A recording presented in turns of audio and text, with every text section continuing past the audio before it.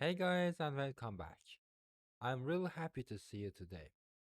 My name is Kazem Moridi and I'm going to talk about custom classes in the Flutter. How to use custom classes instead of basic types in the Flutter. In the last video, I tried to use list view builder to create to use a list of strings in order to show them onto the screen. And in this video, we're going to use some custom class instead of a string. So let's go ahead and try to achieve the same effect in a custom classes. Let's go ahead. I'm going to create a new classes in the lib folder. Let's create a new classes. I'm going to call it some other text, for example, contacts, okay, which is going to be Dart class. So let's create a class contacts, and I'm going to try to add uh, some parameter to it. One of them is a string, and another one is a number. Okay, and I'm going to create a custom. I'm going to create a constructor for a contacts, which is going to take that name and this dot number, which is really easy.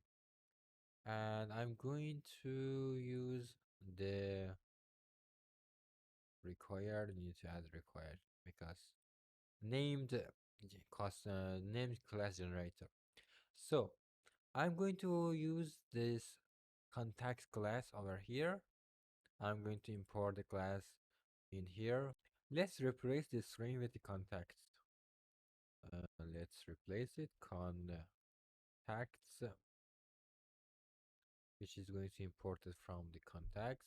As you see, I imported it over here, and I'm going to remove these types. We're going to create a contacts, okay, which is really easy. Name, I'm going to add, for example, Kazem. A number can be, for example, 999. Doesn't matter, it's going to be fake number. And I'm going to create multiple these types, like, for example, Sader, John, or even mom and or dad. It's pretty easy. Let's change the number 1, 2, 3, 4, 5, 6, 7, 8, 9, 2, 2, 2, which is really easy. And I'm going to change this one. I'm going to use this contacts mapping to the name. Okay. And as you see, we use the same, we reach the same result as before. But right now, we are using custom classes instead of strings, and we can use it to store complex object and with multiple object at the same time. I think it's enough for now. We use the custom classes in the Flutter directly.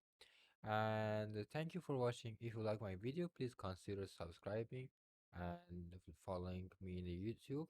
And also please leave a like or comment if you encourage a problem. So happy coding. Thank you for watching.